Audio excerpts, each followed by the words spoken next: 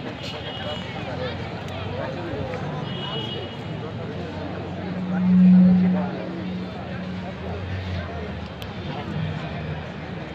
আলাইকুম ওয়া রাহমাতুল্লাহি ওয়া বারাকাতুহু। শুরুতে যে নাশিদটি পরিবেশন করব, প্রত্যেকটি মুমিনের হৃদয়ের একটি চাওয়া থাকে জীবনে একবার হলেও আল্লাহ রাব্বুল আলামিনের ঘর রাসূলের রওজা শরীফ দেখার কথা, ঠিক কিনা? আমরা দোয়া করি আল্লাহ রাব্বুল আলামিন যেন মৃত্যুর আগে হলেও আল্লাহ রাব্বুল আলামিনের ঘর রাসূলের রওজা শরীফ দেখার তৌফিক দান করেন। সবাই বলেন আমিন। আর একটু জোরে বলেন আমিন।